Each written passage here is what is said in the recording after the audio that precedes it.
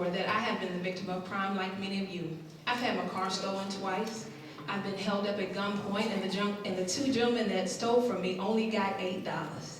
I'm assuming they thought I had a lot more than what I had. So I definitely understand the fear that is in our community. But we have to work together. I will continue to have the monthly meetings that we have with our police commanders, the watch commanders, making sure that they give us accurate statistics about our crime reports, making sure that we establish a plan of action, that we can engage the community representatives. We can also reduce crime by having things like the orange caps that we have in Kingman Park. Also making each other accountable to watch out for our neighbors, to report crime, and to not live in fear. Just like they did in the other wards when they said, I am outraged that somebody died on my corner. We have to do the same. Oftentimes we hear about a young woman being shot, and what do? Oh, that is so sad. Who was she? What was she doing? That doesn't happen in any other ward. Well, again, my candidacy is about moving us forward. So I have a two-pronged approach to public safety. I believe that the support in the budget to make sure we sustain ample resources with the Metropolitan Police Department is key, and make sure those dollars, equipment, and resources are dispersed throughout our ward and Ward 7.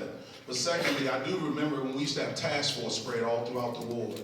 And I think these task forces can be key and help us to get neighborhood watch programs supported. As a council member, I understand it's not something we want to put only on the police department. But about the public safety meeting that occurred earlier this week for this ward, only certain PSAs were invited, which was strange to me. And most people in the ward that was asked, that I talked to all week, didn't even realize it was going on. So we got to do a better job of communicating with our residents and neighbors about what's going on, and then we can come together. But if you're not talking to anyone and you're having these meetings in silos just for a show, we'll never get the problem solved. I'm sorry, one brief announcement. If there's a Mr. Davis here, your Metro Access is waiting for you outside. Mr. Davis, your Metro Access is waiting for you outside. Okay, Ms. Douglas?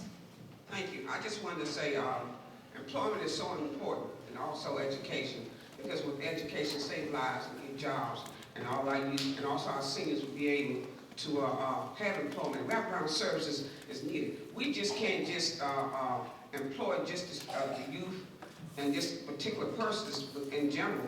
We need to employ the household, which gives us all stability. We have to have resources put in there so our youth can be successful.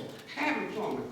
You have to have the money and the resources. This is how our kids will be successful. Also, we need to have other organizations to come out to work with our youth to make sure that they have these services together to be successful, and the money. Because if they don't have it, how will they be successful?